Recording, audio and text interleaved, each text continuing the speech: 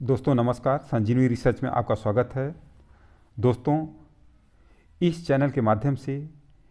इस वक्त हम भारतीय चिकित्सा पद्धतियों के बारे में चर्चा कर रहे हैं, जिसमें हम होम्योपैथी दवाओं को काव्य रूप में आपके सामने ला रहे हैं। दोस्तों, काव्य रूप में हम 10 होम्योपैथी मेडिसिन को कविताओं के रूप में आपके सामने पेश करेंगे, जिसे हमने अपने वीडियो में पार्ट 1, पार्ट 2, पार्ट 3 करके ऐसे करके पार्ट 10 तक हम आपके सामने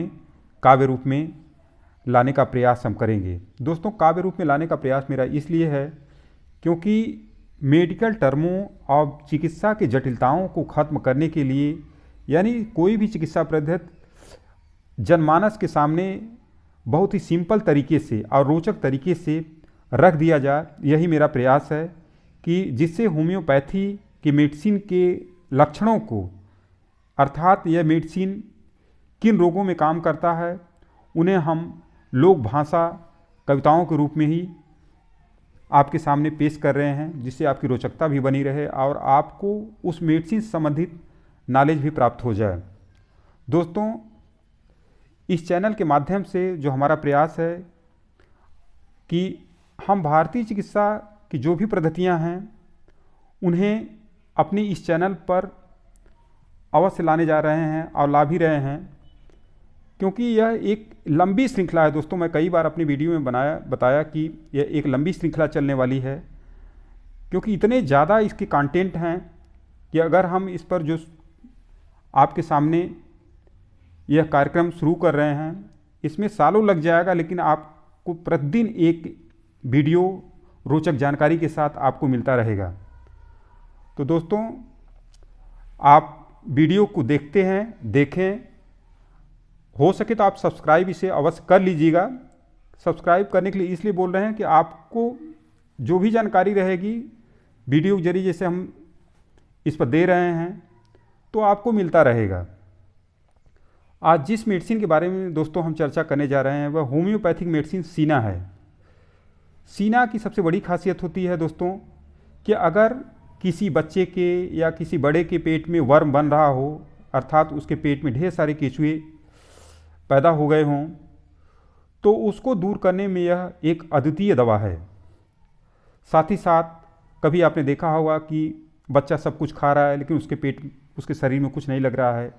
पेट में मीठा मीठा दर्द बना रहता है, बच्चा बार बार थूकता रहता है। ऐसे ढेर सारे लक्षण इस मेडिसिन के भीतर पाए जाते हैं। इसी मेडिसिन को हम कविताओं के रूप में आपके सामने प्रस्तुत करने जा रहे हैं। प्रस्तुत करने से पहले दोस्तों हम बता दें कि इसके जो हमने अभी सारे लक्षण बताए हैं उसके साथ इसके अन्य लक्षण हैं, जो कि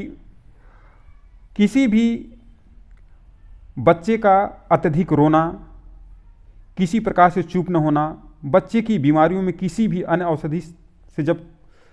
काम न कर रहा हो, दूध अथवा मट्ठे की भांति श्वेत रंग का मूत्र अर्थात पेशाब होना, बच्चे का तकिए पर नाक को रगड़ना, नाक को खोटना तथा उसमें अंगुली डालना, हर समय नाक खजुलाना, अत्यधिक चिड़चिड़ापन रहना, साथ ही साथ कुत्ते की भांति बार बार भूख का लगना, आँख की पुतलियों का फैलना, वस्तुओं का पीला दिखाई देना, लैट्रिन के रास्ते पर अत्यधिक खजुली होना, तीव्र खांसी होना, अंगों का फड़कना, झटके के साथ टांग को फैलाना, जम्हाई लेते रहना, बच्चे का चीखना, चिल्लाना, अत्यधिक शरीर में ज्वर होना, बार बार ज्वर का बने रहना, मस्तक पर ठंडा पसीना आदि इसके ढेर सारे सीना के लक्षण होते हैं। अर्थात अगर एक प्रकार से देखा जाए तो बच्चों के लगभग 90% बीमारियों पर सीना अपना प्रभाव डालता है। दोस्तों, अगर ऐसे ढेर सारे लक्षण किसी बच्चे के भीतर पाए जा रहे हों तो एक बार आप सीना मेडिसिन का प्रयोग उस पर अवश्य कराइए। अगर दवा आप 30 पोटेंसी का लेते हैं तो दिन में 5-5 बूंद उसे 3 बार दें, और अगर 200 पोटेंसी का प्रयोग करते हैं तो बच्चे को सुबह शाम आप इस मेडिसिन का 5-5 बूंद सेवन करा सकते हैं। तो दोस्तों, चलिए हम काव्य रूप में इस दवा को आपके सामने रखने जा रहे हैं कि ये सारे लक्षण इस कविता में अवश्य पाया जाएगा। हाथ पैर पटका करे, चिल्लाए बिन बात, क्रोधी भूखा चिड़चिड़ा, रोगी सीना बतात, चीज़ें चाहें बहुत सी, देते ले न एक, बच्चे को भाता नहीं, गोद बैठना नेक। दोस्तों, नेक का मतलब थोड़ा भी वो गोद में बैठना नहीं चाहेगा। दर्द उधर सिर होड़ ले, झुकने पर आराम, पुतली फैली भौं दुखे, खाज कान के चाम, नाक खुजावे दे अंगुल, नथुनों में बहुबार, गालों धब्बे, पलक पर स्याही चक्राकार। कभी कभी आपने देखा है कि बच्चा बार बार नाक को खजुलाता रहता है, उसके चेहरे पर सफ़ेद सफ़ेद एक स्पॉट बन जाता है और आँखों के नीचे काला जैसे घेरा सा बन जाता है। ये भी दोस्तों सीना का ही लक्षण होता है। पानी आँखों से चले, सीने में हो पीर, हमले खांसी के लगे, रही चीथड़े चीर, गड़गड़ गड़कल गल से पेट तक खांसी होने बाद, अंगों झटके कंपकपी, बच्चा पटके लात, आस पास मुँह के रहे, नील सफेद सफ़ेदी छाए, सोते पीसे दांत, कर ऐठन फड़कत जाए, खाना खाते भूख लगे, जागत दर्द सबेर, खान पान के बाद ही दस्त वमन बिन देर,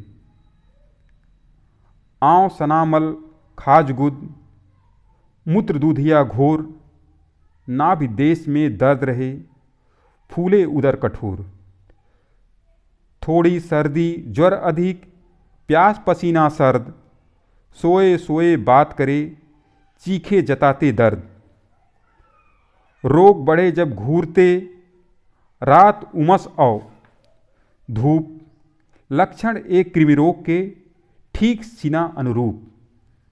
अर्थात काव्य रूप में जिन लक्षणों को हमने बताया, ये सभी सीना के ही लक्षण हैं दोस्तों। अगर किसी बच्चे में, अगर किसी व्यक्ति में